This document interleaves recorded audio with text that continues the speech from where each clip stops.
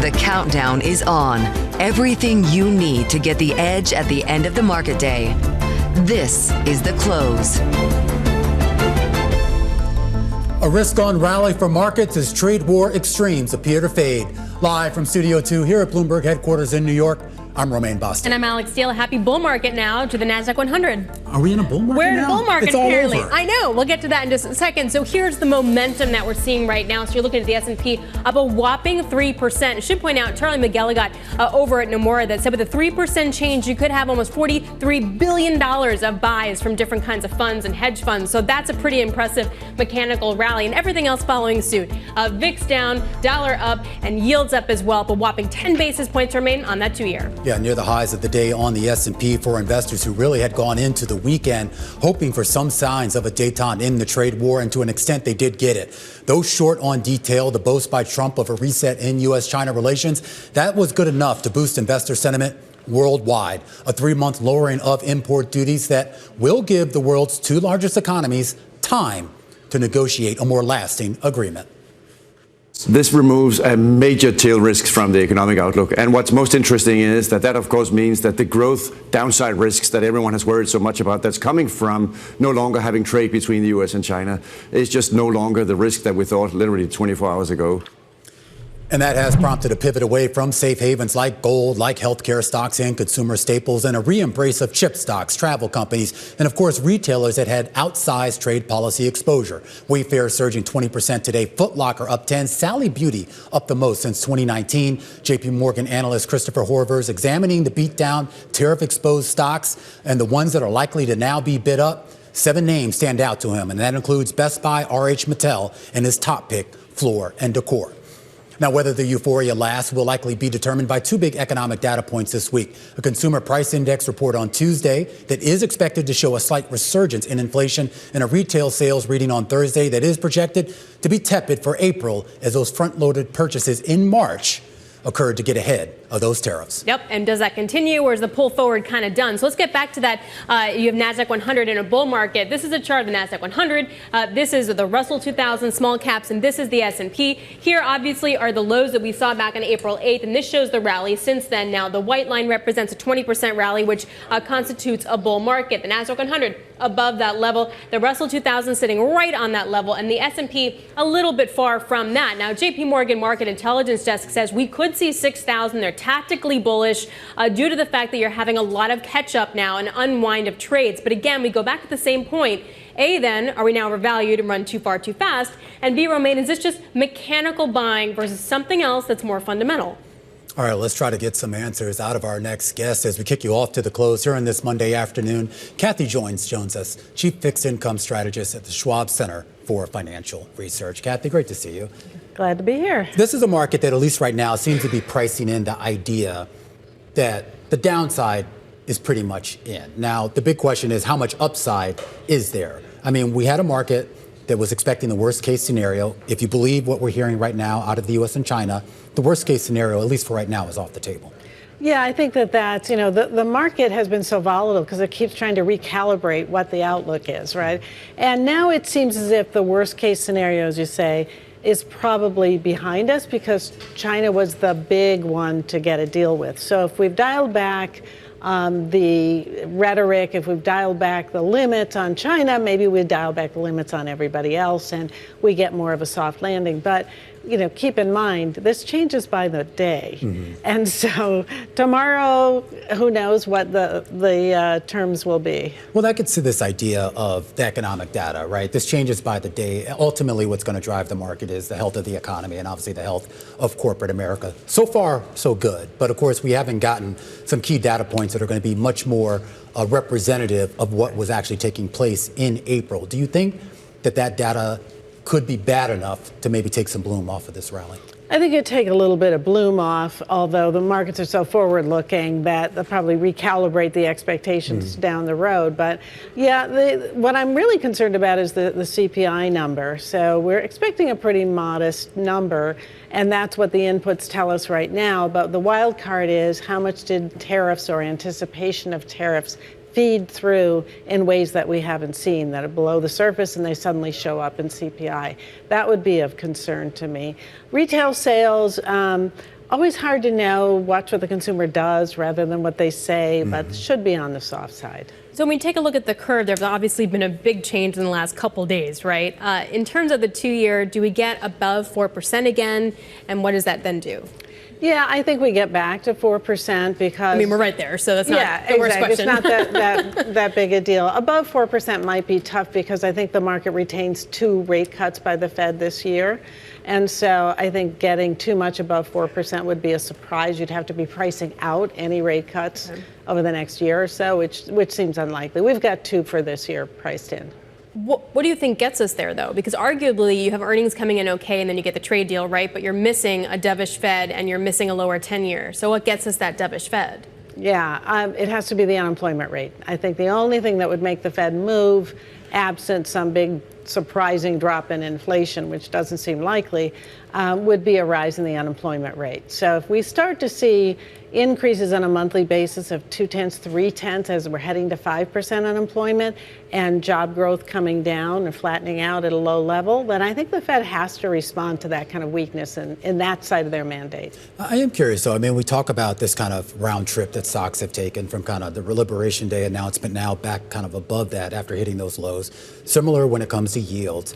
You have not necessarily seen that retracement in the dollar. And I do wonder if that is signaling something that we should be paying more attention to. Yeah, I think in the dollar's case, what people have done is reassess the outlook for the U.S. economy in light of all these policy changes. So I watched the term premium, which is that extra risk premium you get. That has been moving up pretty sharply since Liberation Day, up about 40 basis points or so. I wouldn't be surprised to see that stay elevated or move higher because it's the unpredictability. So in addition to tariffs, we also have the budget talks going on. And right now, the preliminary view is that we're just going to keep increasing the deficit and the debt load over the next 5 to 10 years by fairly significant amount, which means we have to draw in foreign capital, we have to draw in investors, and that's going to keep yields elevated. And that's a good segue, too, to just point out that just a few minutes ago, we did actually finally learn some of the details of the House's tax plan, basically a tax cut bill that would cut about $4 trillion off and reduce spending by about $1.5 trillion over a decade. Of course, there's still some gaps there, and we have no idea whether this will make it through the House and the Senate, and of course, still be palatable for the president's signature. But if there is a balance in sort of extending these tax cuts, maybe creating new tax cuts with whatever potential revenue that the government thinks it might make from tariffs and other things, is that going to satisfy investors in the fixed income space? I don't think it's going to be enough to make yields come down substantially, because on the margin we're going to see expanded deficits, and that's not even taking into account a potential recession or a downturn in the economy, which expands it even more. So I think the market's going to keep yields elevated. That term premium will stay elevated because we're not really making moves in the direction of actually getting towards a sustainable, more sustainable budget balance. Do you feel, though, that either way we can avoid stagflation, or is that going to be a severe risk going forward? I think it's definitely a risk. The severity of it is going to depend to a large extent on whether the economy really slows down sooner rather than later. Eventually, we do see it slowing down. The question is, does the inflation push up sooner rather than the slowing in growth, or is it the other way around? But some element of higher inflation and slower growth is going to be with us, I think, for the next 6 months to a year. All right, Kathy, always a great conversation. I would also like to point out we're starting the show with an all Wildcat panel here. Oh, really? Yes. Go yes, Cats. Go yes, Cats. Go Go Cats. Cats. So Northwestern Wildcats. This is for all right, you to go Cats. Kentucky folks out there. Who went to a football game have ever? it twisted right now. Kathy Jones, Kathy to Jones, half of one. fixed income strategist over at the Schwab Center for Financial Research, kicking us off to the close here on this Monday with all eyes right now on the markings of a potential trade deal. A trade truce, though not the only headline out there out of the White House this morning. We're going to take a closer look at Trump's big announcement to cut drug prices and why the sector is responding positively today. All right, plus a conversation on how tariffs are hitting the consumer ahead of this week's retail sales. We're going to speak with Rohit Chopra, a former director of the Consumer Financial Protection Bureau and former commissioner of the FTC. And with President Trump heading to the Middle East this week, we're going to discuss what's next for the oil market. The commodity rising on the heels of the U.S.-China trade truce, all that and more coming up in a bit. This is The Close on Bloomberg.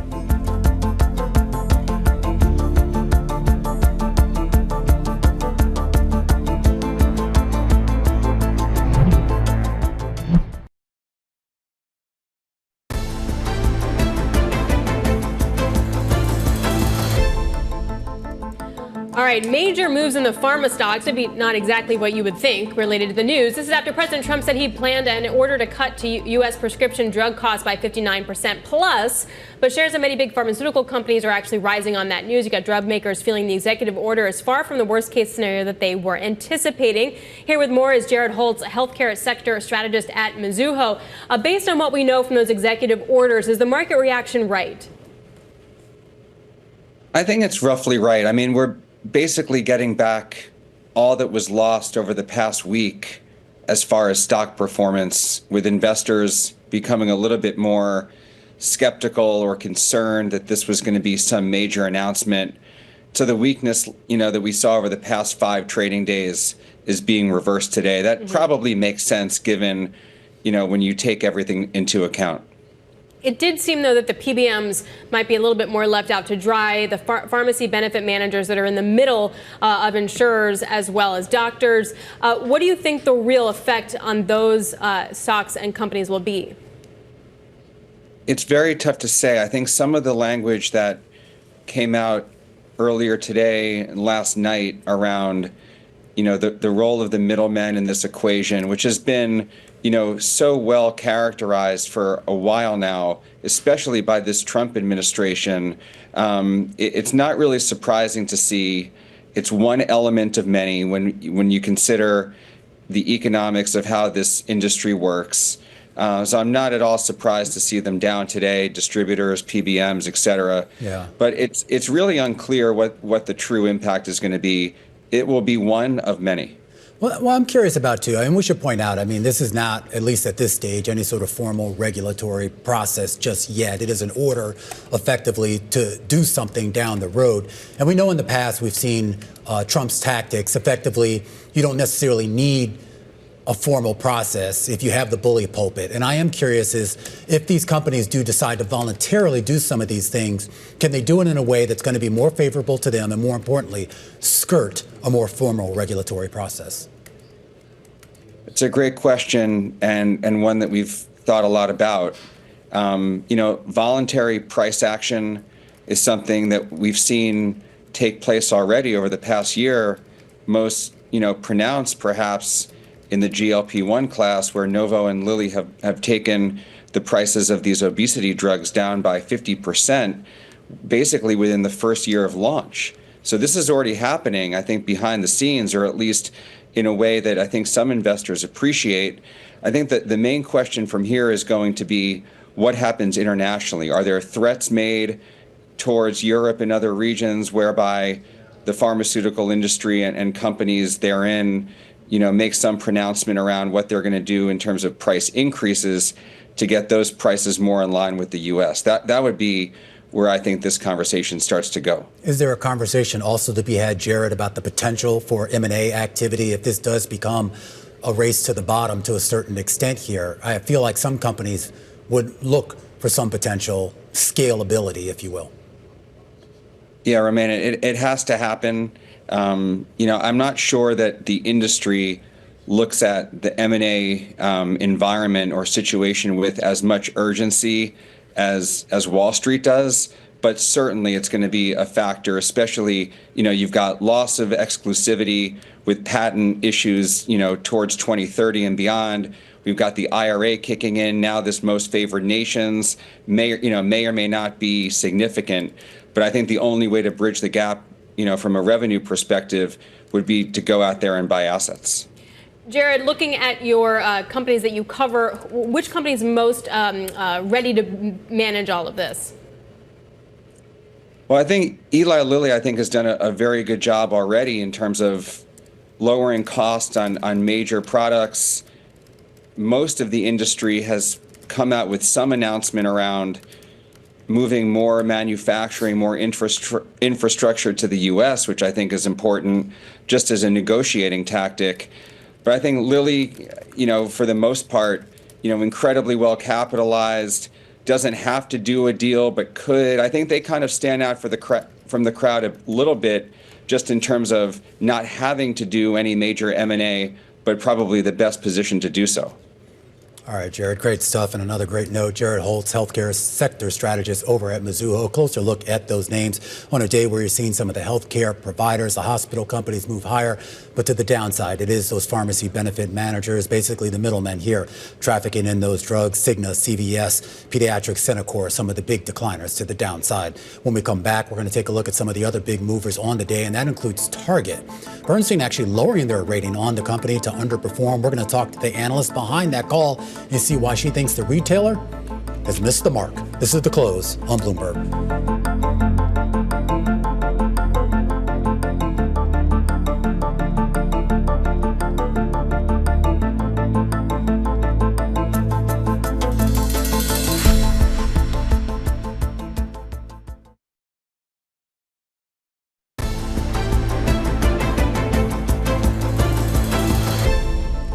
All right, let's get a view from the sell side. Top calls, big movers on the back of analyst recommendations. And we start off today with Marriott International. Jefferies upgrading the hotel operator to buy. The price target going to 303 from 226. Jefferies saying that Marriott, along with Hilton Worldwide, have business models that are set to grow despite the uncertain business climate. We should point out this note, of course, came out before we learned about the reprieve on Chinese tariffs. Marriott shares up 5% and has rallied now almost 30%. Off that 52-week low set on April 8th. Astera Labs up next. Morgan Stanley upgrading the chip manufacturing company to overweight. The analysts encouraged after the company's strong earnings and says the stock going to benefit from the AI enthusiasm returning to the sector. Those shares up about 12% on the day and more than 52% from its year-to-date low set in April as well. And finally, Target. Bernstein lowering the stock to underperform, from market perform and cutting the price target by $15 down to 82. The analyst worries the retailer faces a difficult trade-off between preserving margins and increasing sales growth. Nevertheless, those shares getting caught up in today's rally, up about 5% on today. But we should point out, still down 60% from its last all-time high, which was set all the way back in 2021. We want to stick with Target right now because the analyst behind that call joins us right now. Zhihan Ma is senior research analyst for U.S. retailing broadlines and hardlines over at Bernstein. And a lot of people are looking at this stock and looking at this company, Zhihan, and just wondering what exactly is ailing it, because this goes way beyond trade issues and macro issues. There are some idiosyncratic issues, and I wonder if you see any hope of them resolving that anytime soon. Yeah, I would say that's absolutely right. Our downgrade call today is really not about a tariff call. It's impossible to time anything in this environment. It's more reflecting our longer term concern about, exactly to your point, whether Target can grow both top line and margin at the same time. And our answer is that's going to be a tall order for Target, especially because the company has been losing share to Walmart, to off-price retailers, potentially to Amazon in some of its highest margin categories like apparel and home goods. And the bulls would argue, if and when discretionary demand bounces back, Target is going to be able to benefit on both the top line and margins. Now, I would say where we differ is because of Target's structural share losses, right? We think it's fundamentally squeezed between the value providers like a Walmart, off-price retailers, and a more convenient e-commerce platform like an Amazon. Target's share losses at this rate means that they're not going to participate too much on the upside if and when discretionary demand rebound. I would also say that for Target to then reaccelerate the top line growth, you'll need them to invest more in pricing where they have not been competitive, and you will see people also engaging with them much more online, and both of which are margin dilutive. That's what I'm curious about, exactly what Target's identity is. In the most recent note that you had out, you point out that on average, Target's pricing is probably about 11% or so higher than some of its more direct competitors. I mean, they had an image for a long time that they were sort of a little bit higher end, but still affordable. And I don't understand what the image is now. Where do they fit in? I mean, that's the structural challenge, right?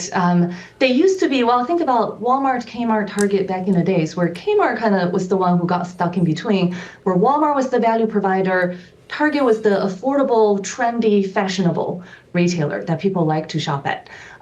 Now today, Target kind of find themselves being squeezed in the middle where Walmart's still the value provider. And if anything, with Walmart's e-commerce offerings, Walmart is able to appear much more so to the middle to high income consumers with more convenience, better assortment. And meanwhile, you've got Amazon and a bunch of e-commerce pure plays providing a much more seamless, convenient online shopping experience. So I think that's exactly to the core of the issue, which is they have lost some of their traditional appeal to their core customers. So if they have to get it back, that feels like that's going to become more of a top line issue, focusing on that versus margin. Is that fair to say?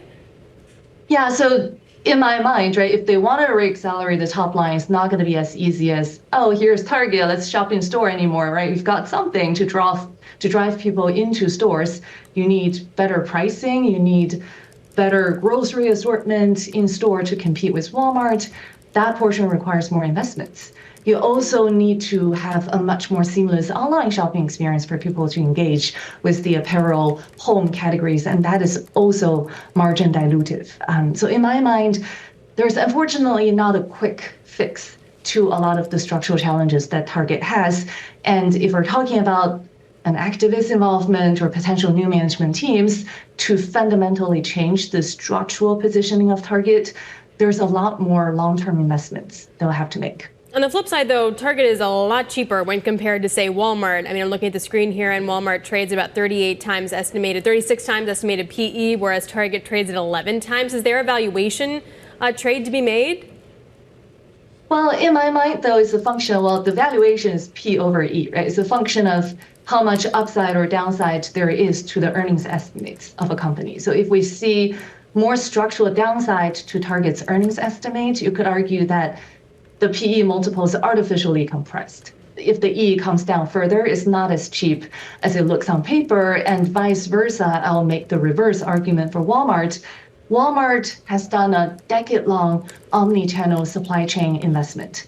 They're finally starting to reap the benefit of such investments, and we're seeing structural profitability improvement driven by more profitable e-commerce growth from here.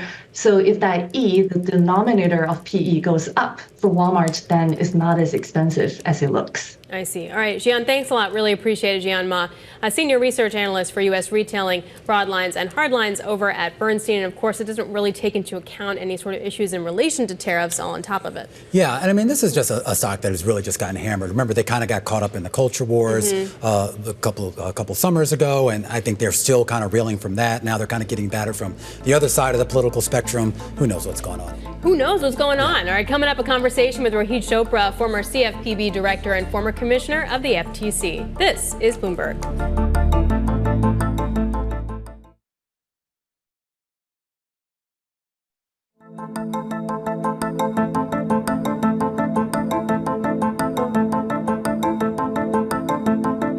.30 p.m. here in New York. This is the countdown to the close.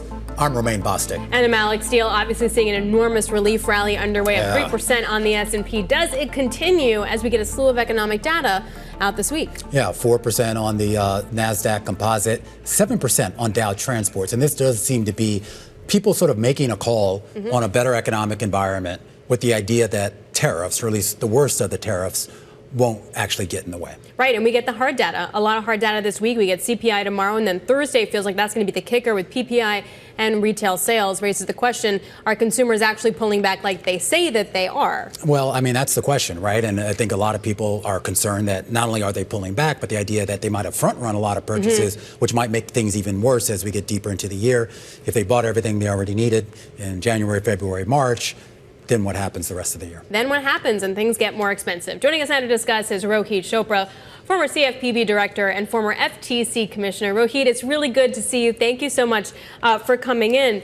So the Budget Lab had a report out, and Torsten Slok of Apollo sent it around, that said the current tariff rate, consumers face an overall average effective tariff rate of 17.8%, the highest since 1934. What are you seeing as the potential impact on the consumer? Well, I think everybody wants a trading system that they can really understand. Consumers and the markets are both trying to make sense of all of this. And now we're hearing about this so-called deal, which really seems like concepts of a deal. And I'm not sure any of the real big ticket items are even being addressed, whether it's currency manipulation or flooding the markets, as China has done, with goods so that countries can't even compete to labor practices and more. And the net effect, if we cannot get some clarity, consumers will end up facing some panic, maybe some shortages, and we are starting to see in our consumer credit market signs of distress that I do fear will get worse unless there's more clarity in the system. We just got a draft of the GOP tax bill from the House. If there are things like, SALT just really affects certain states, but raising the SALT deduction, no tax on tips, extending certain credits, extending some credits on car loans, et cetera, can those things help make up the other parts of the pain for the consumer? Well, we don't know. It depends where all the pain is going to land when it comes to some of the trade chaos. We don't really know how this is going to play out in terms of which key goods are going to cost more. We are already seeing people panic about strollers, key goods for their kids, toys. And, without that knowledge, it is really hard to see how it plays out. Now, I will say, even if there is some tax cuts, my worry is that those tax cuts are overwhelmingly going to be given to those at the top and not going to really help the big bulk of consumers. We see that consumer spending amongst the bottom half of the income distribution is looking very, very uncertain. And you have to worry about those families as the economy moves through the cycle. I am curious as to if we are seeing a potential deterioration in the consumer, whether it's their ability to spend or even just their willingness to spend. We have to kind of overlay that, too, with the idea that a lot of the protections, consumer protections that fed through your former agency, whether it's the fees that credit card companies charge or banks charge, as well as remedies for negotiating old debts, if that's removed, and most of those measures have already been removed either by executive order or some other sort of fiat mechanism, then what happens if we do hit crisis? Is there a safety net there? Yeah, so we always want to look, and this is important for markets and for consumers, how does any recession or slowdown transmit through the mortgage market? And we saw the consequences of that in the financial crisis where millions of people ended up losing their homes. So I am looking really closely, not just at credit cards and auto loans, but also how are consumers handling their mortgage? And are those mortgage servicers putting them in to the right types of plans to avoid foreclosure? We're seeing some problems in student loans. We're seeing FICO scores tick down. We are seeing the average payment on credit cards. More and more people are just paying the minimum. So I am a little bit fearful about where things are heading, especially if there is no CFPB, no real law enforcement looking after some of these big financial firms. I know you're not with the organization, with the agency anymore, but I am curious about the gutting that we saw. When Doge went in there, the goal was to cut about 1,500 employees. I think at the time there was only 1,700 employees there, so this was effectively a mission to kill this agency. Where is the consumer oversight going to be when it comes to consumer finances, if any oversight at all? Yeah, it's sort of gone. I mean, even though those employees have not been fully fired and removed, there's a lot of legal pushback. The investigations are on pause. We are seeing big cases just completely dismissed from courtrooms, and all of the inspections of those credit reporting companies and mortgage companies, they've just stopped.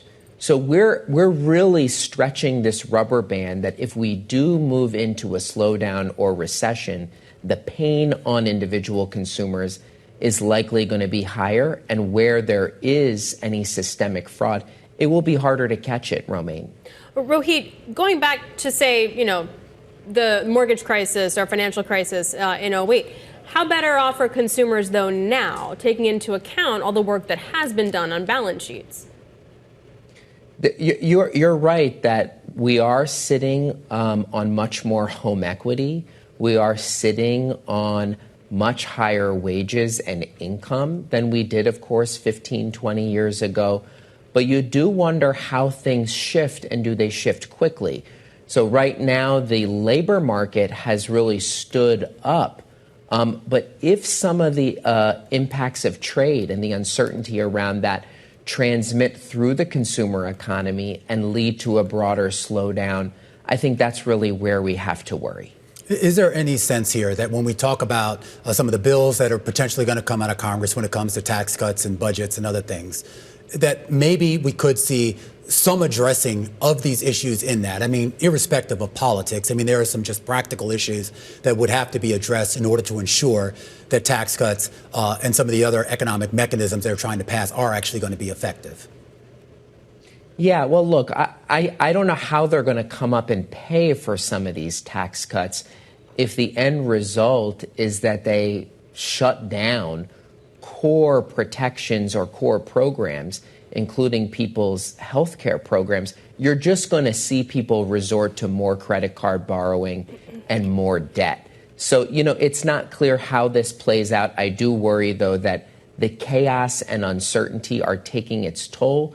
Both small businesses and families alike are kind of wondering, are they going to be left in the dust with this? All right, Rohit, we have to leave it there. Really appreciate you coming on. Rohit Chopra, of course, is the former director of the Consumer Financial Protection Bureau, also a former FTC commissioner. Meanwhile, we keep an eye on the market, still around session highs as we get closer to those closing bells, and Apple helping to lead the charge. A 6% gain on the day as the U.S. and China decide to lower tariffs at least for 90 days. And Apple saying price hikes, though, could still be on the way. That coming up next in our Stock of the Hour. This is The Close on Bloomberg.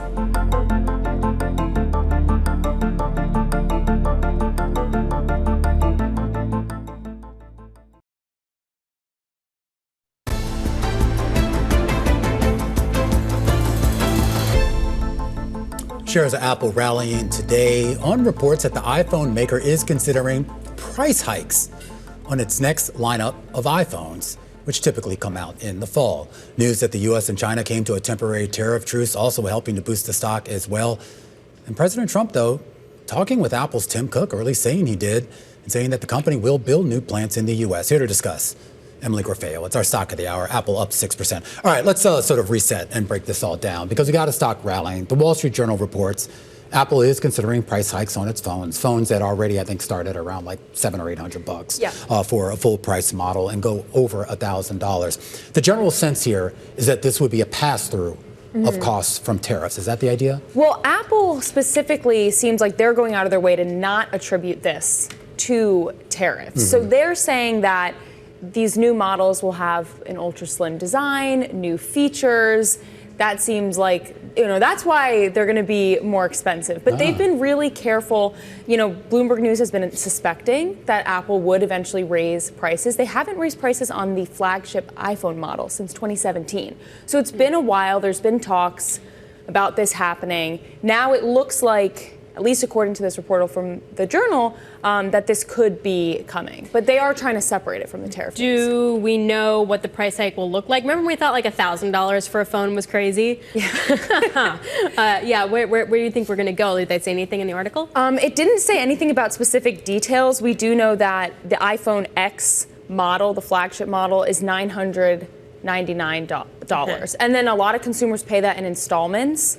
So it's kind of like they could raise it quite a bit more, and if you're someone paying in installments, you're paying for it to your phone, for your phone company. Right, sometimes you don't notice you're not paying that like large sticker price. I am curious, though, how much of the rally today is also just about the détente that we're seeing right now between the U.S. and China. Obviously, Apple has huge China exposure from both its supply chain as well as the customers it sells to. Is there a sense here that with a lower tariff regime, or at least lower than what Trump originally proposed, that's something Apple can manage? Yeah, I mean, Apple was one of the most hardest hit Mag 7 stocks. The stock is still down 15% year to date. And the reason why is because they do a lot of manufacturing in China. So I think you're absolutely on the right path in kind of subscribing this move a lot to just a general relief rally that there's going to be less tariffs between the U.S. and China.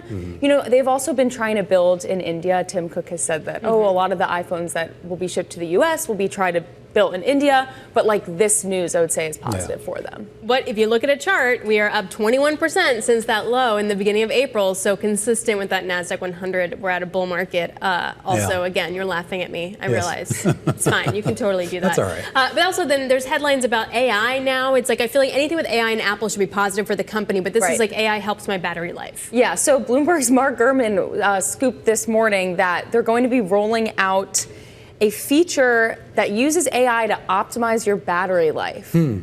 So I think what it's going to do is monitor. So what does it do? It just turns off the phone? It doesn't turn off the phone. It uses AI to monitor how you use your iPhone. Oh. And then when it knows that you're maybe not using it, it pulls back the amount of battery that it's using in the background, which you would think that it shouldn't would use battery using to in do. The background to begin with. But BOL, like battery optimization life. Battery optimization it's the core. It's the core now of the new iPhone. All right, Emily, thanks a lot. Really appreciate Bloomberg's Emily Graffeo joining us there. 15 minutes to the closing bell right here in the U.S. We're looking at a rally that's continuing. You're looking at S&P up by about 3%, the Nasdaq up by almost 4%, and the Dow up by 3.5%. Take a look at what's happening in the bond market. That front end continues to sell off with the 2-year yield up by 10 basis points, sitting right below that critical 4% level. We're going to take you through the trade. This is the close on Bloomberg.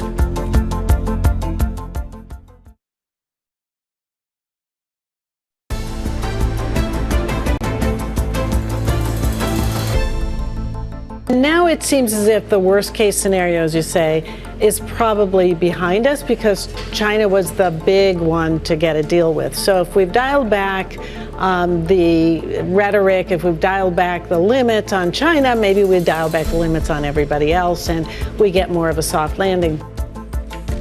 The worst case may be behind this market, and that's why you're seeing a big rally. Kathy Jones kicked us off to the close just about 50 minutes ago from the Schwab Center for Financial Research. But just because the worst case scenario is off the table doesn't necessarily mean the best case scenario is on the table. So why are we rallying? Yeah, exactly. You have over 10% tariffs. I need an exact answer from I have you. absolutely no idea. If I did, I'd be investing in the market. What I can tell you is the VIX is now below that April 2nd level, and equities are now right around the levels that we saw back in the beginning of April. The Nasdaq 100 beating that. Now definitely in a bull market. But I bring up the transportation and the Russell 2000 as well because they're not left out of this party either. It's pretty much broad-based. Yeah, and Dow Transport's up about 7% right now. So this is the idea that a lot of the stocks, I think, that had been sort of pushed to the side because of concerns that they would either be hit by tariffs or they would be hit by the economic fallout, that seems to be what's getting bid right now. And then the flip side, all the safety stocks, the safety trades, that's being sold. You look at the big drop today in gold. Which then raises the question about just in terms of mechanical buying. Like this is just repositioning, de-risking, figuring stuff out, not necessarily like I believe again in policy or U.S. exceptionalism. All right, well, let's get an opinion from someone who's not a robot. He is a real live Am I a robot? being, and he is one of our favorite. No, you said mechanical buying. Oh, Not I see. you. I got you. You're real too. You're real to me. David Bahnsen joins us. He's the Chief Investment Officer over at the Bahnsen Group. David, great to have you here. Make sense of this for me, right? I understand the sentiment shift, right? The idea is that we were walking into, at least with China, 145% tariffs. At least right now, we're looking at somewhere around 30% and maybe potentially a negotiated solution that's lower than that. That's positive, right? Of course it is, but let's be clear. We were not going into 145% tariffs to China. We were going into a trade embargo. We were going into no trade. Okay. So the difference between 145 and 30 is one of them has no trade, one of them has some trade.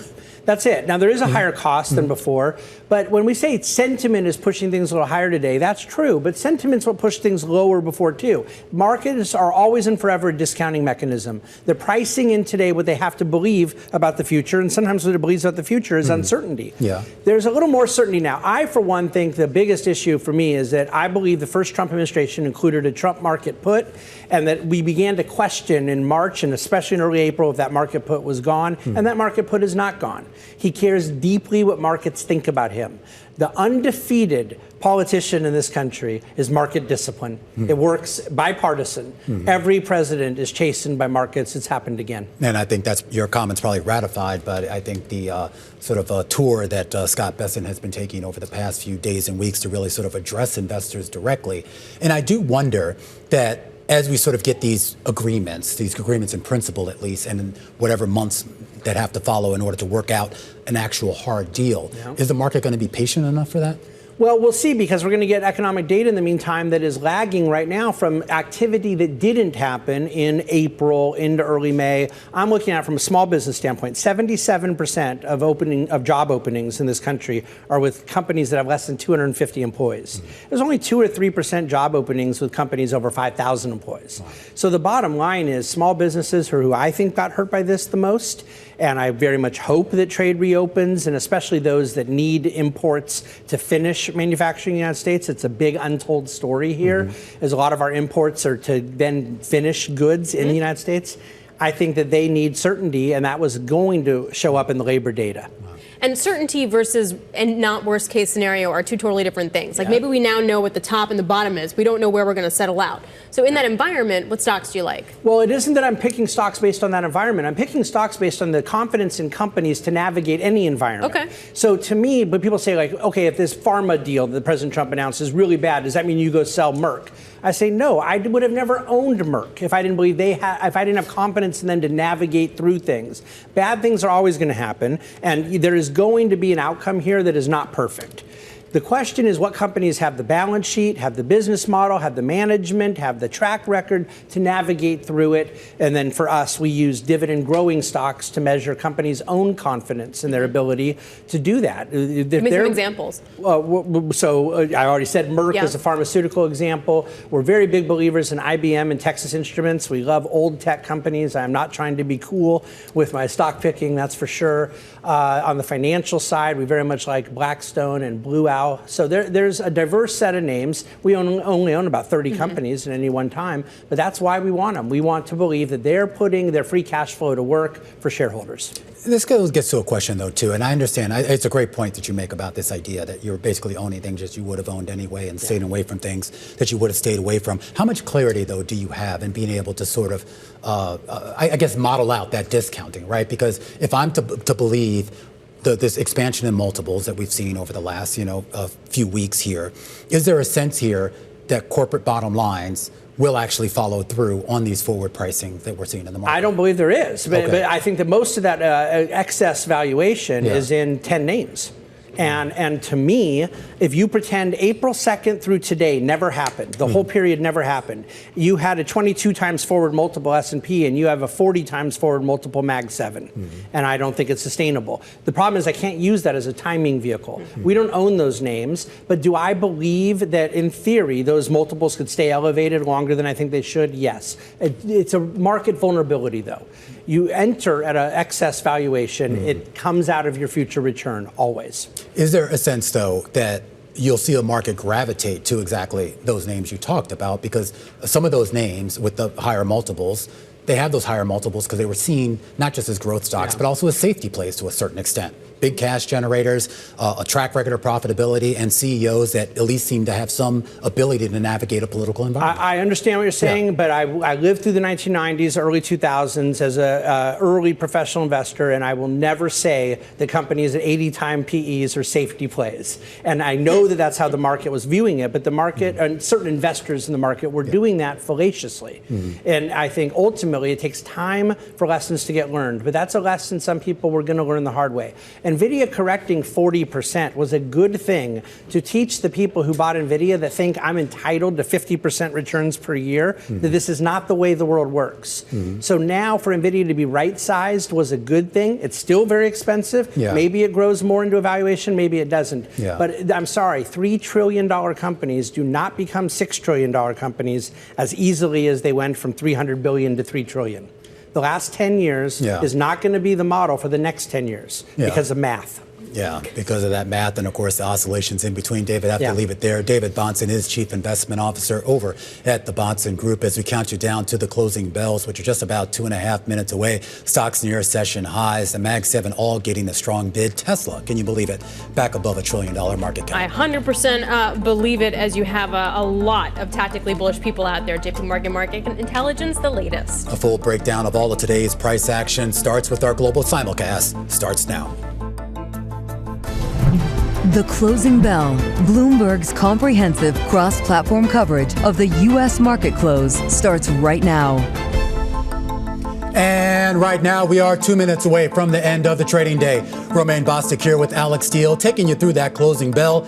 It's a global simulcast, and it starts right now with Scarlett Fu in the TV studio, Carol Masser in the radio booth, and Matt Miller filling in today for Tim Stenovic as we welcome our audiences across all of our Bloomberg platforms, television, radio, our partnership with YouTube, looking at what, at least for right now, Carol Masser, appears to be a bit of a round trip when it comes to financial markets, and S&P up 17% off of those April lows, and Nasdaq up 22. Yeah, like Liberation Day never happened. Hey, Mag 7 really outperforming today. All of them up in today's session, up about 5.6%. Our own Eric Weiner, though, reminding us that you take a look at a lot of the individual names, still down a lot for the year, and the group is still down. Tim, did I just say that? Yeah, you called me Tim again. Wow, that hurts. That hurts. The group is down about 7.5% year to date. Matthew Miller. They forget about the first husband so quickly, right? I'm so sorry. Yeah, no, this rally has been, I think, a really quiet rally. I was anchoring the opening bell this morning on Bloomberg Open Interest every weekday from 9 to 11, and you really didn't feel the excitement. You didn't feel the exuberance of a 3%, of a 4% gain, and yet it's held for the entire day, and the volume is up as well. I mean, it's not like it's a slow trading day. We're looking at 10% more volume than we have had over the last 30 days on average. So I guess we're just getting used to this kind of volatility. It is volatility, but it also speaks to how perhaps people were not positioned for a positive outcome. They were likely more positioned for a negative outcome, especially when you take a look at how the dollar is trading, particularly against the yen. Absolutely. Here, we should point out stocks closing out the session at the highs of the day. In fact, the highs of the day were set just about 2 minutes ago at 358. And S&P 500 posting a gain of more than 180 points or 3% on the day. The Dow Jones Industrial Average up almost 1,200 points, a gain on the day of about 2.8%, while the Nasdaq Composite adds about 800 points or 4.3%. And we should point out the small mid-cap stocks also getting a strong bid. Mid-caps up 3.5%, the Russell 2000 small caps up 3.5%, and Dow Transports, just to throw that in there, a gain on the day of 7%. Yeah, a lot of areas of the market certainly gaining today. Hey, digging a little bit deeper into the S&P 500, guys, 409 names to the upside, Scarlett, and just 93 names losing some ground today. All right, a very broad advance in the IMAP as well. This is the 11 sectors of the S&P 500. One sector in the red, and that is utilities, down about 0.6%, 0.7%. Classic defensive group getting sold off today because it's not a risk group. You also have real estate investment trusts and consumer staples lagging behind the broader market gains. The best performers are consumer discretionary, and that's really driven by the auto companies. Tech and communication services all gaining at least 3.5%. All right, a lot of green there. Let's get to the number one gainer in the S&P 500. We're talking about NRG Energy. Man, that name is up about 26%, so pretty much holding on to all of its gains of the day. This is after agreeing to acquire the nat gas-powered assets from Ellis Power Equity Advisors. That was about a $12 billion deal, including debt. So really some outperformance there. Microchip, we saw the semiconductor space up overall, but Microchip up about 10% here. Also a top gainer in the Nasdaq 100. Citi raising the firm's price target on Microchip to 55 from 50 and keeping a buy rating on the shares, saying the company posted a decent quarter, but guided revenue up 8% quarter over quarter. That's the highest revenue growth in this sector. Again, the analysts over at Citi putting out a note. Apple, I mentioned the Mag 7 as a whole, rallying in today's session. Apple up about 6%. This is after the Wall Street Journal came out and said the company is considering raising iPhone prices, so that was certainly a catalyst. And Shopify, just had to mention, up almost 14%. This is after the Nasdaq announced late Friday after the close that the company would replace MongoDB in the Nasdaq 100 prior to market open on May 19th. So a bunch of gainers here. Over to Matthew Miller. I'm looking at the losers today, and for much of the day, Newmont Mining was at the bottom of the list of the S&P 500. I don't think it closed as the biggest loser, but with gold down in the last three trading sessions, about $200. You could see why Newmont would sell off. Cigna and CVS are both owners of PBMs, pharmacy benefit managers, which means they are the middleman that Donald Trump was talking about this morning. He said he wants to cut out the drug industry middleman as a way to reduce drug costs. And as a result, those shares getting sold off pretty hard. They were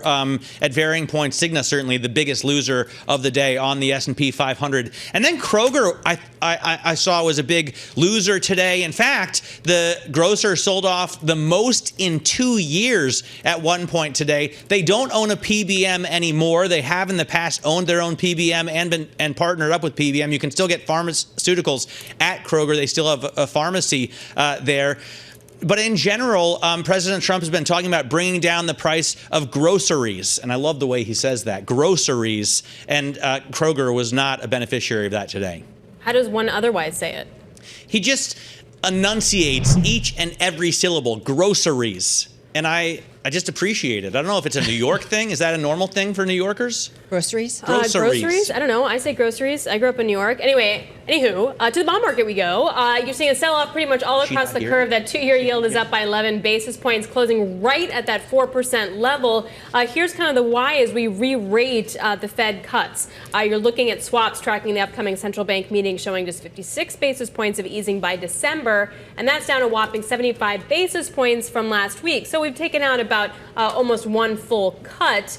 But again, it all feels like it's TBD. That front end is very much where all the whippy action is going to be, guys. And this gets to an idea of whether the market rally, the equity market rally, is also a bit of TBD. We talk about this idea of a new bull market sort of taking a foot, at least for the Nasdaq 100. And you look at what rose today, a 7% gain in the Philadelphia Semiconductor Index. But at the same time, you had that 7% gain in Dow Transport. So you had a lot of sectors today that, at least in the eyes of investors, seem to be getting more of a long-term reprieve, whether it's chip stocks, whether it's in the travel space or in the consumer durable space. Absolutely. There's still a lot of uncertainty, right? I was thinking about what David Bahnsen just told Alex and Romaine about how before, when you had 145% tariffs on Chinese imports, that was basically a trade embargo. Now you have some trade. It's not back to what it was. So something is better than nothing, but there's still a lot of question marks, and it's not like companies are going to be rushing to offer new updated guidance. Yeah, well, in terms of guidance, we're going to get some reads on inflation this week, CPI and PPI. And so we'll see whether or not the Fed's going to be in a little bit of a trickier situation, because even if the tariffs aren't as onerous as it seems to be going, especially when we look at what's going on between U.S. and China, we are going to be in a higher tariff environment. And so what does that mean overall for inflation longer term? I'm just curious, though, too. I mean, we're also going to get some earnings reports this week, including from Walmart. I think we get a lot more in terms of the retail space the following week. But you do get some companies that are going to have some insights into what's going on with trade and whether they were impacted, like a Walmart, like a Cisco, and a few others that I'm forgetting. I think Birkenstock is in there. Oh, Deere, that's the one I was thinking of as well. Yeah. Well, we were talking with Nancy Lazar earlier. Just thinking about that. And she was saying you won't. She doesn't think you'll see a recession. She's pretty optimistic about this, but she does think you'll see a freight recession. And our own Bloomberg Economics geoeconomist Jennifer Welch said that even with tariffs at only 30%, there could be a 60% drop in shipments from China. And then lastly, I just want to add that Wendy Cutler this morning from the Asia Society, she worked with trade for many years and negotiated a number of bills, said that this 30% is additive, right? We're looking at a trade-weighted tariff on Chinese goods already of 20%, and this will go on top of that. Did anyone see that kind of went viral over the weekend that someone had posted at the Los Angeles port, how that for the first time in a few years, they had a day where they actually did not get a single container ship coming in? No, I didn't see that. We have to wonder, though, if we wind up getting some kind of, if this deal is enough for the optimism, does that change very quickly? Or is delayed until something else happens? Or then we all of a sudden get a push forward of buying? I think we're in a situation where it always feels like there's another shoe to drop, because anything could change, right? I mean, for leverage, for any kind of opportunity to extract more concessions, nothing's ever certain. But wasn't there some degree of encouragement? I mean, the idea that, a couple weeks ago, Trump couldn't even get Xi on the phone, and now we had high-level talks between U.S. and China, and if you believe Trump, maybe a potential phone call between those two world leaders later this week. But there should have been back-channeling all along. Our expectations are lowered by so much. They are. They're very low, Scarlett. It's still hope, right? And again, the clock is just set for 90 days. When I see the signatures, right, or I still think you could get a resurgence in shipments. If you look on the terminal, you can type map vessels go, and you'll see how many ships are just sitting offshore off the coast of China, just waiting to go. Tim has a good point. I really agree with him. Don't you like his new glasses? I do. But he lost some hair. Yeah, his hair's changed a little bit too. All right, that's a wrap across platform coverage. Radio, TV, YouTube, Bloomberg Originals. We call it the closing bell. Matt and I continuing here on Bloomberg Business Week Daily. You guys look fantastic. We've got Scarlett and Romain continuing on TV, and Alex is heading out. Yeah, not bad, right? You look good there. Our coverage continues right here on Bloomberg Television. Another wild day in equity markets as a potential reprieve comes on the trade front. We're going to talk to Jurrien Timmer, Director of Global Macro at Fidelity, when we come back. Stick with us. This is The Close on Bloomberg.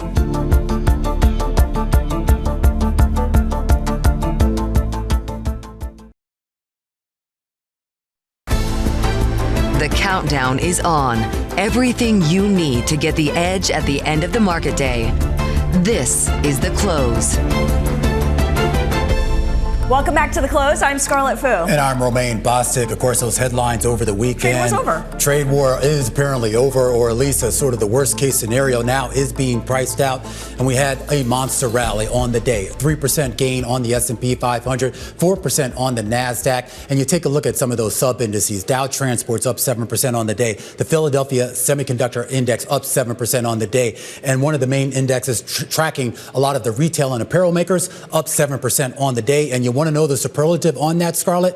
Best day going back to last month. It gives you an idea of just how volatile this market has been. In fact, best day, to be very precise, going back to about April 9th, when we saw people start to come back into this market after stocks hit that bottom on April 8th because of the trade war concerns. But we should point out, when I was looking at the big gainers on the day, the best performing stock in the S&P doesn't appear to have anything to do with trade. No, it all has to do with M&A, which kind of died down because there was this sense that there wasn't enough movement in terms of deregulating and in terms of providing certainty. But you do have energy up 26%. By the way, that is the most since 2017, and the stock is now trading at a record high. It's buying 18 natural gas-fired power plants to expand its footprint in the Northeast and Texas. All of this for $12 billion will help energy meet electricity demand from data centers and will boost earnings over 5 years by 4 percentage points. Now, we're also looking at declines here, notable declines for companies that own pharmacy benefit managers. So we're talking about CVS, Cigna, and United Health. President Trump, of course, proposing a plan to cut middlemen out from the drug industry as a way to reduce costs for American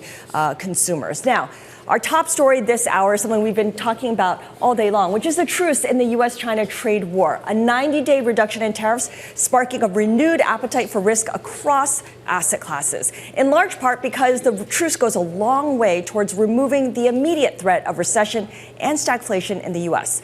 The agreement also goes further than what investors had hoped for. The combined 145% U.S. tariffs on most Chinese goods will be cut to 30%, while the 125% Chinese duties on U.S. goods goes down to 10%. Remember, President Trump last week floated an 80% tariff on China. And Trump now says the two leaders may speak at the end of this week. Romain? All right, let's get some insights into what this potential deal actually means for the broader markets and, more importantly, the global economy. Jurrien Timmer joins us right now. He's Director of Global Macro at Fidelity Investments. And Jurrien, I am curious about the euphoria that we're seeing in equity markets and for that matter, other financial markets, and whether that's actually going to translate into, I guess, a more stable economic environment, at least more stable than the one that was being priced into this market just, well, a few days ago. Yeah, it's a great question. And, the market certainly has lurched from one extreme to another, right? After the election, pricing in animal spirits and deregulations, and let's not talk about tariffs at that time. And then, of course, the tariff word did start coming up in January. And at that point, the market was really priced for perfection and needed to at least account for some modest tail risk that a slowdown would occur, because tariffs, I think most economists would be in agreement that they can raise inflation a little bit, maybe cut profit margins a little bit. So it's a modest stagflationary force if the tariffs are not too extreme. And then, of course, we had April, and we had that bigger lurch first in the bond market and then in the stock market, where a bigger left tail was being priced in. And now we're back to a smaller left tail. And I think, a 10% tariff across the board is something that the markets can live with. So the put seems to be in force, right? We've gone from a Fed put to a fiscal put, and that put certainly is getting the ear of the White House, it seems, and so the market has a sense of where the guardrails are, and onward we go, at least for now. Well, I'm curious about where we're going. I know it's hard to sort of do the cold crystal ball thing, but and I know that's unfair to you, but I'm going to do it anyway. But maybe we can do it through the lens of history, right? And I mean, I know you're a historian. I love history as well. A lot of people look at some of the previous cycles that we went through, exogenous shocks that sort of killed the market, and then to see that bounce back, whether it was back in 88 or in 2018.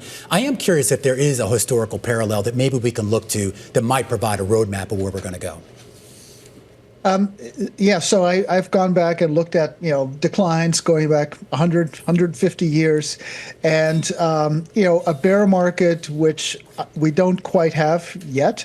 But a bear market, I think most technicians would define it as price and time, right? So it's not just 20% and it's a bear market. We had a bear scare in 2018 and no one really thinks of that as a bear market because it lasted a few days and then it was over. And so far this one ranks up as that because we don't have the time element like we did, for instance, in 2022, where that bear market was 9 months long. So I look at the range of outcomes, and with the caveat that price analogs are great until they stop working, but it gives you a sense of the psychology of the market. And actually, so far, of all the recoveries we've seen after a 20% decline, we're looking like the 2018 pivot party. And of course, this is not a Fed pivot at all. The Fed is on hold, which I think is the correct thing to do. But we're getting a little bit of a pivot on the tariff side, and at least for now. And so it's hard for me to see 2019 looking a lot like 2025, because 2024 we had, a decent earnings gain of 12%, amplified by a very large PE expansion. Hard to see that happening right now. So maybe we are stuck in a range for a while. We go back to the highs, maybe we probe the lows, or some kind of retracement. But at this point, the worst case scenario seems to be off the table. But with the last few months, tomorrow is another day, and who knows what it will bring. Absolutely. So thank you for that look back. Let's talk about more recent history, which is first quarter earnings. I know that as a global macro strategist, you're not looking at the numbers from a bottom-up perspective, but the first quarter results were largely solid, but kind of useless because they were backwards looking and didn't include Liberation Day and all that came with it. Do the first quarter results now take on more meaning now that we have seen these China tariffs rolled back for the most part? So you're right. Q1 was a very good quarter. The bounce so we always see a decline in the estimates going into earnings season because companies like to underpromise and overdeliver. And then you generally see a bounce of maybe 300 basis points in terms of the growth rate. And I use the Bloomberg numbers I get every Friday. And so far Q1 is about 500-600 basis points of bump. And so very, very solid. But like you said, it's in the rear view mirror. What really is more important is the markdowns in the coming quarters. And again, that typically happens anyway. So it's a question of whether it happens more than normal. And the next 3 quarters have all been marked down in terms of their annual growth rate by about 300 basis points.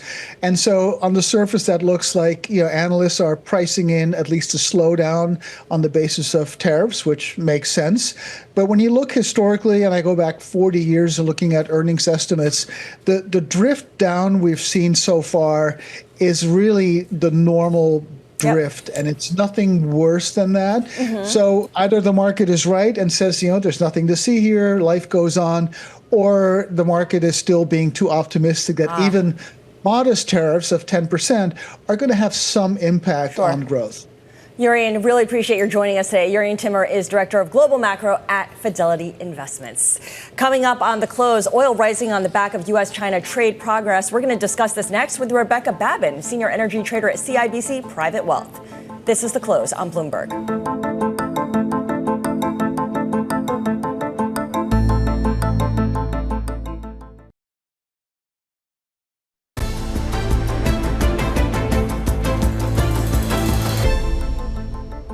Oil gaining higher on the back of the U.S.-China trade truce, temporary slashing of tariffs. WTI gaining for a third straight day, at one point climbing 2.4%. Now, according to Rebecca Babin of CIBC Private Wealth, despite the bounce, crude remains around 10% lower since early April, making this more of a technical breather than a true turnaround. Rebecca joins us now. Rebecca, not so long ago, last Monday, in fact, WTI closed at its lowest in almost 4 years. So I wonder how much of this recent rally, I mentioned 3 straight days of gains here for WTI, is short covering versus a true repositioning for a better macro environment. I think a very good percentage of this was short covering. And I think the real tell that you're seeing in the marketplace is when I walked in this morning, we were up almost 4%. And as the day wore on, we kind of were lower and lower. And the notes I read when I came in, almost commentary uniformly across the street, was use this as an opportunity to reset hedges or reestablish, some downside exposure, because ultimately crude doesn't just have a demand problem. It also has a supply problem. So we might have removed some of the demand risk, not all of it, but maybe the worst case scenario. But we're still looking at some of that supply risk that we have from OPEC Plus. Okay, so that's where I want to go next. We've seen OPEC Plus steadily increase production. Does the trade truce change how OPEC Plus proceeds, how they calculate what to do next? Great question. I don't think so. I think OPEC Plus is battling a couple of things. First and foremost, when you look at their production cuts they've done, they've become less and less effective. So the tool that they have to stabilize the market is really not as effective as it once was. So that's a tough realization, and one they've come to rather slowly. The second thing is they have members within the group that are not complying with their quotas. And the only way to really push them into compliance is through kind of increasing the quotas for countries that have been complying and punishing them. So they have 2 other kind of motives here. And the third kind of that's a very hot topic is, Donald Trump is going to be in the region this week. And they kind of preemptively kind of brought these barrels back. And I think Donald Trump has been very vocal that he wants lower energy prices, lower crude prices, and kind of playing into his hand a little bit may have been partially motivated by a political agenda. So they have a market agenda and they have a political agenda. And I think that's a key driver. I don't think the tariff conversation is going to change the way they view what they need to do in the marketplace at this time. From the Saudis' perspective, I mean, if you assume that what they are doing might actually be political in nature, and the president has made no bones about it, that he actually wants to see oil prices subdued, if you will, to a certain extent here. Do you have any sense of whether the Saudis will have the conviction to stand by that? Are they doing this for Trump, or are they doing that for themselves and their own sort of long-term ambitions? Good question. I don't think that's mutually exclusive, Romaine. And I think a lot of people try to put this into one thing or the other. I don't think it's that. I think it's both. I think they want Trump to be on their phone a friend list very badly, and this certainly helps. I also think they need to stand up for themselves within the group and not shoulder the burden of all these cuts. So right now, they have 2 reasons behind them to do it. And I do think they continue to move forward with this strategy throughout the course of the year. And I come back to the very important point. The tool they bring to the gunfight, it's not a gun, it's a rubber gun now, because it hasn't been as effective when they've cut production or held back their unwinds. The market simply sees them as, okay, they're not bringing back production now, but guess what? Spare capacity is higher. So any rally is just going to have this overhang. So I think there's a lot of different factors, and I don't think it has to be just one. Yeah. I think they can give whatever answer suits who they're talking to the best and make that work for them. I am curious really quickly, Rebecca, about U.S. production, particularly in light of some of the new regulations coming down the pike that effectively removes some regulations when it comes to the pace of which you can explore and drill here in the United States. So I think when I look at U.S. production, I don't think the regulation is the key driver of how producers are going to operate. If we look at the first quarter earnings, companies have cut CapEx by $1.8 billion for the rest of the year. That is a pretty significant number. They're not looking at regulation as their driver. They're looking at profits and how well they're going to be able to manage through a lower commodity price cycle. So I don't think that those are things that are going to increase U.S. production. I think ultimately we might actually see U.S. production be flat in 2025, meaning no growth. That'll be the first time this has happened in quite some time, right? And in 2026, we might see declines in U.S. production if crude remains in the high 50s. So regulation, I think, obviously for LNG, which is liquefied natural gas, will be relevant, a lot less relevant for crude oil production. All right, Rebecca Babin, senior energy trader over at CIBC Private Wealth. A closer look at the commodities market. When we come back, we're going to talk inflation, a big CPI report on tap for tomorrow. And we take a look back at this day in history and the start of Jay Powell's second term as Fed chair. This is Bloomberg.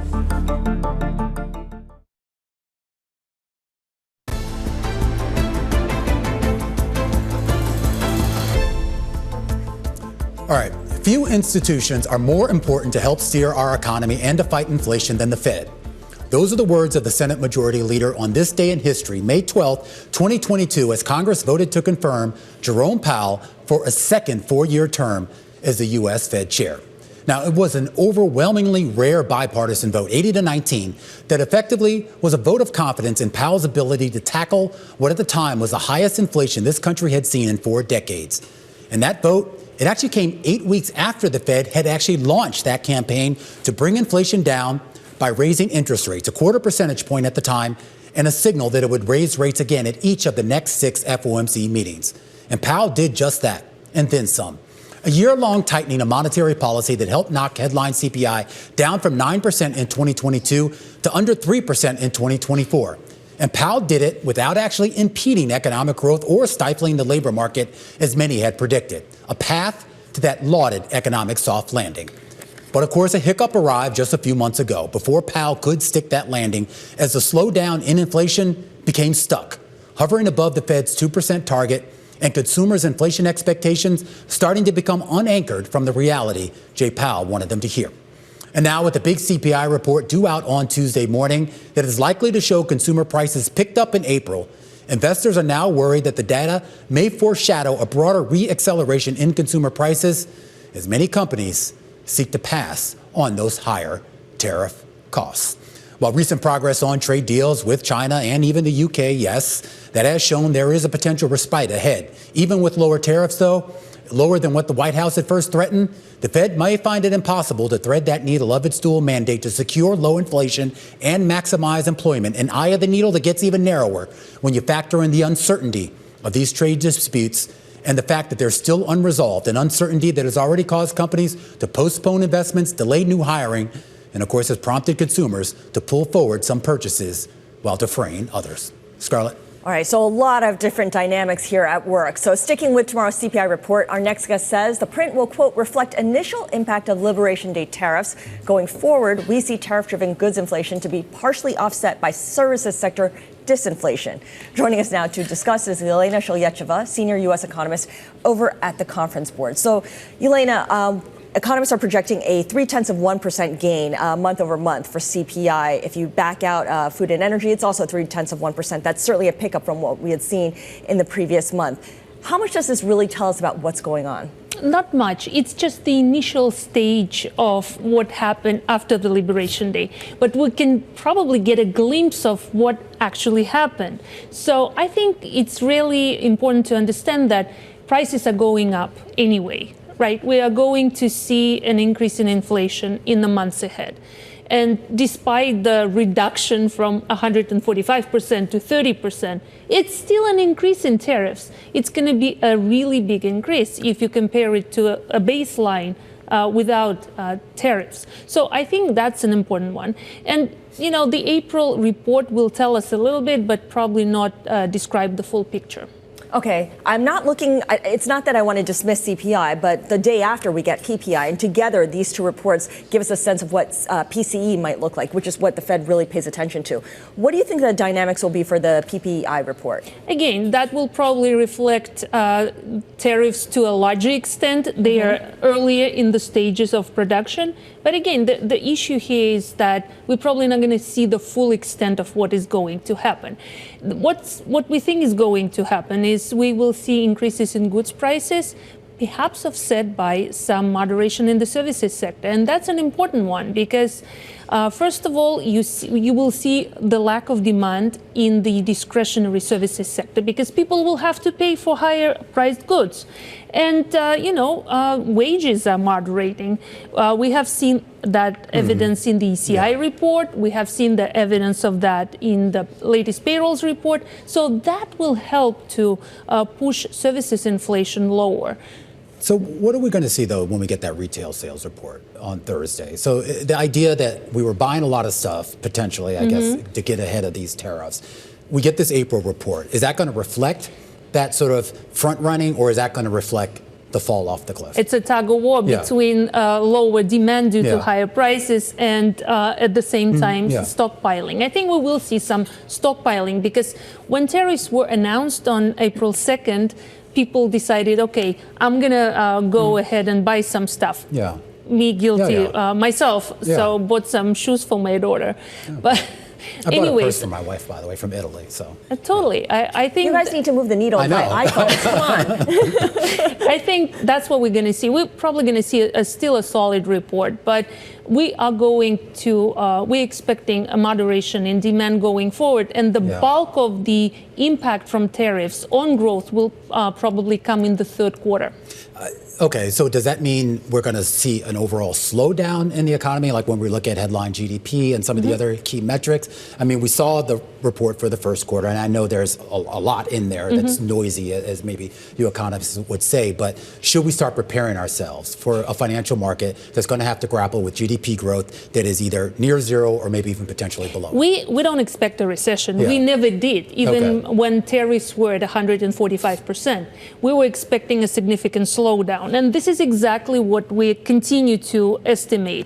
We think that growth will slow down to something like 1% Q4 over Q4 by the end of the year. Okay. That's not awful for an economy this size. Well, it's something we call a stall speed. Okay. At which point anything could happen. It could pick up or it could slow down quite significantly because there's just not enough momentum in the economy. So it's still a big question. But nonetheless, we expect a slowdown, which will help to, weigh on prices to a certain extent. So you guys at the Conference Board put together lots of surveys, including one that's widely followed on consumer confidence, sentiment overall. It's clear that the U.S. tariff policy, which has not been static, it's been pretty fluid, now looks more market-friendly than it's been since early April. How does that feed into the real economy, though? Companies and consumers have really been thrown for a loop. They're kind of, getting cross messages constantly. And the takeaway is that you can't plan for anything. Totally. It's been a complete disconnect between the soft data and the hard data. And I think the way it will resolve is that we're probably going to see a little bit of a pickup, some in optimism among consumers and businesses on the back of what we saw over the weekend.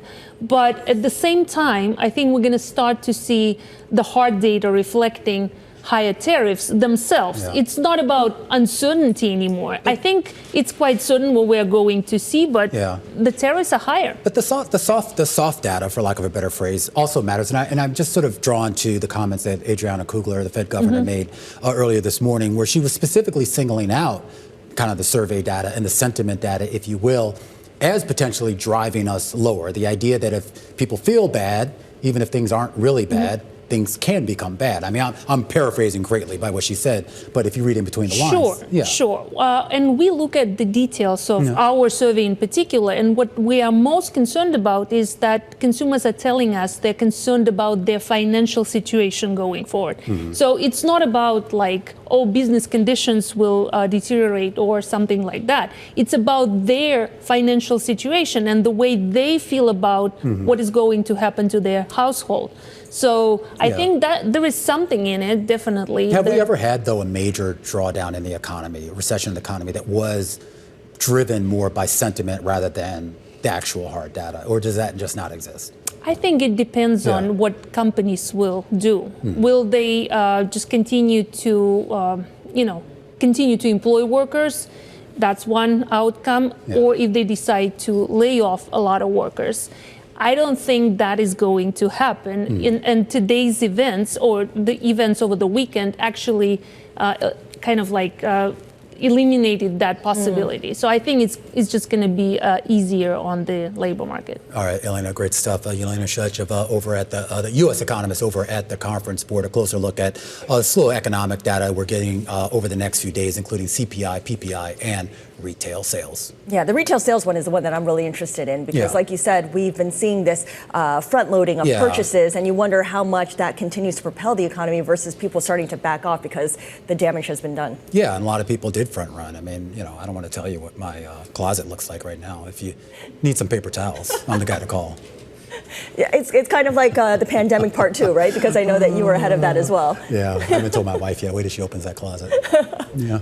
All right, let's take a look at how markets closed on the day. You had the S&P 500 gaining as much as 3.2%, and actually closed near the highs of the session. It's back at the highest since March 5th. Treasuries, of course, selling off with the two-year yield moving up 11 basis points. The two-year yield, notice, remained above 4%. And just real quick, I mean, you're concerned about inflation, Scarlett Fu. How about deflation? Headline crossing the wire. AMC to slash movie ticket prices by 50%, but only on Wednesdays. Only on Wednesdays? No. This you is need on the weekend. This is the close on Bloomberg.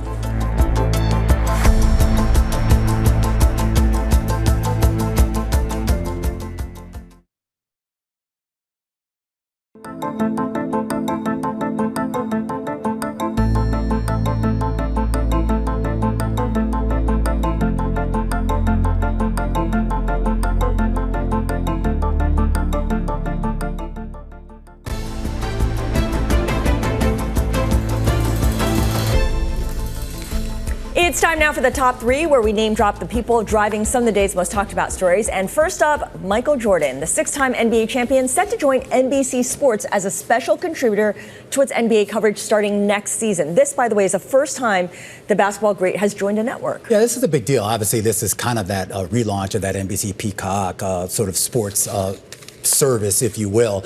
I just want to say, as somebody who grew up in Chicago during the Jordan era, a big MJ fan, I am 100% for that. He is petty, petty, petty. If you thought Charles Barkley was entertaining on TV, I think this is going to be great. The only thing I want to know is how much they had to pay him to actually get him to do this, and whether he's actually going to, bother to come into the studio or just, tap in from his, no, he's going to do it in the studio. And wherever. No. 100% for this. That will be must-see TV. The only thing I'm disappointed in is that they somehow couldn't get maybe one of his rivals on alongside. That would have been Wouldn't good. that be great? Yes. Or maybe, or well, not we even can work rivals. Towards that. Maybe just somebody from his old team. Like, can you imagine him and Scottie Pippen just like going at it for all day? Anyway, all right. I'm keeping an eye on Sterling Anderson. Not quite as well known as Michael Jordan, but he is the guy who was running Tesla's autopilot program. He then went on to start the self-driving truck company, Aurora Innovation. He left that company. He's now joining General Motors. He's actually going to be their chief product officer. And what I thought was interesting about this, Scarlett, he's going to be overseeing their entire product line. He's not going to be sort of confined to just EVs. And I think this may say a lot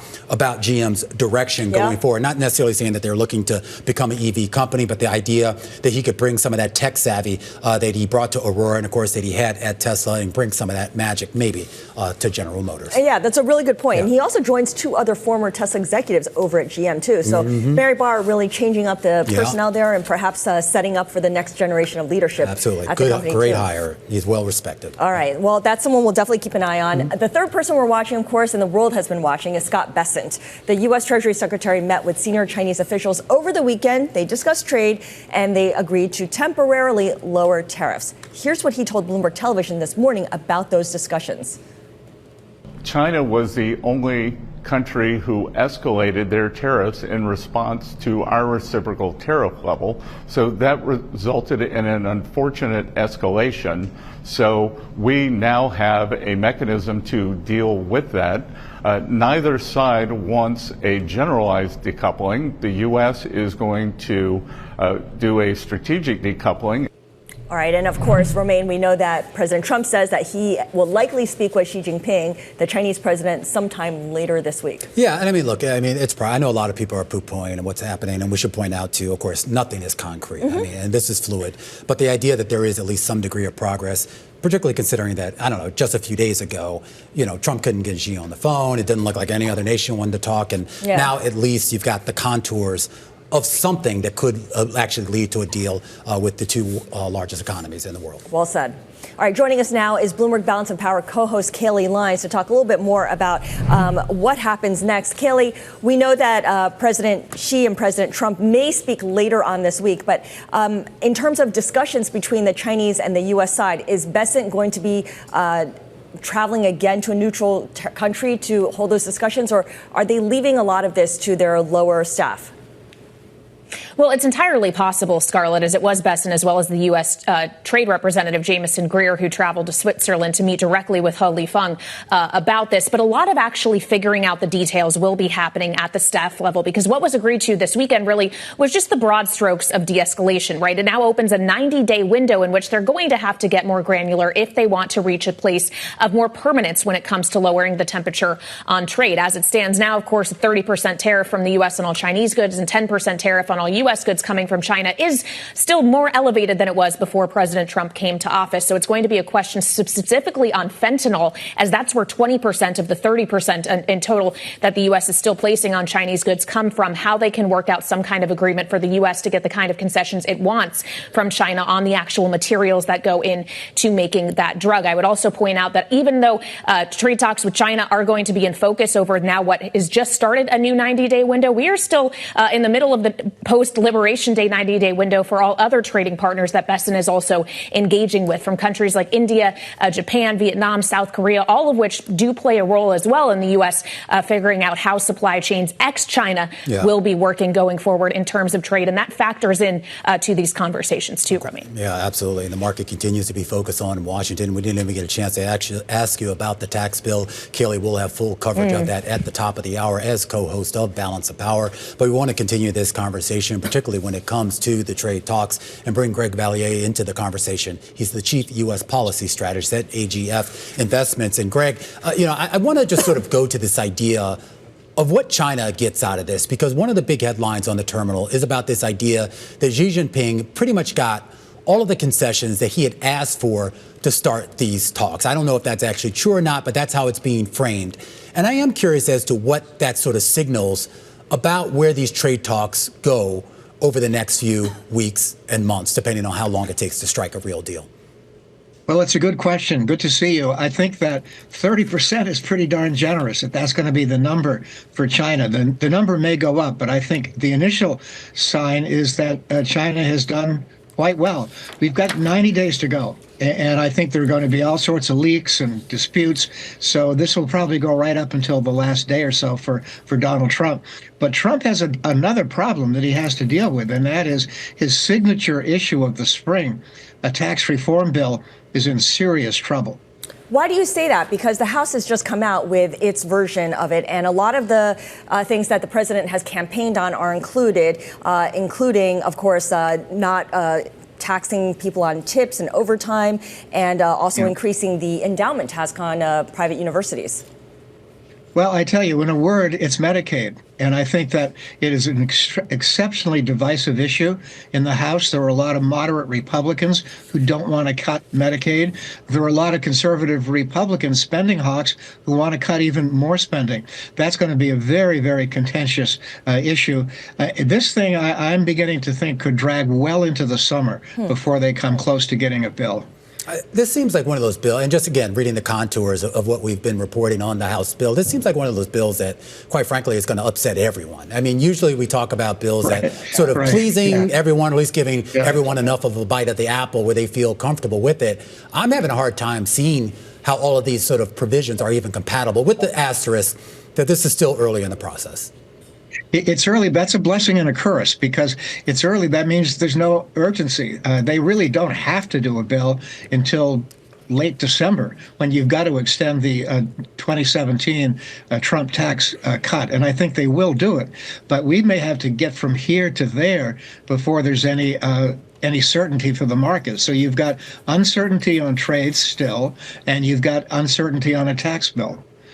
What about the SALT deduction, increasing the limit on the SALT deduction? Because that's something that lawmakers in California, New York, and New Jersey have been really pressing for. And this version of the bill does not include that much of an increase, at least not to the extent that those lawmakers would like to see. Yeah, still another very contentious issue. I mean, on this, it's quite simple.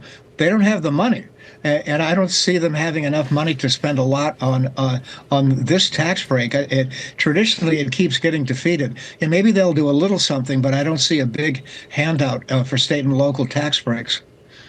Yeah, it'll make it difficult to get those votes from those particular lawmakers. Greg Valliere, thank you so much. Greg is Chief U.S. Policy Strategist of AGF Investments. You ready for the fireworks to start with this big, beautiful bill now, like at least a draft of it out? Yeah, I think it's kind of interesting. I mean, I have no doubt that the Republicans will pull something together. I mean, they've had a unified front for quite some time. And while there are some Republicans that are unhappy with this, I think they'll work that. The question is A, what does this look like going through the Senate and going through that process? And then at the end of the day, is this going to be a bill as it lands on Trump's desk that's going to actually be palatable to the American people? When you talk about Trump going out there and saying, OK, we will put a tax on millionaires, and then the House puts out a bill that completely excludes that tax on millionaires, again, it raises a question as to the optics of the bill and whether the American people are going to view it as something that's more of a giveaway for just the rich rather than something that enriches us all. That's a really good point. Yeah. Also, we know that Speaker Johnson has said that this legislation is on schedule to pass the House by Memorial Day. That's pretty aggressive timeline. Okay, it's May 12th. For those of you outside the United States, Memorial Day, I believe, is what, the 25th or 26th of this month. Weeks. So 2 weeks. All right, we got a lot to watch over the next 24 hours, and we're going to set you up for that when we come back after the break. This is Bloomberg.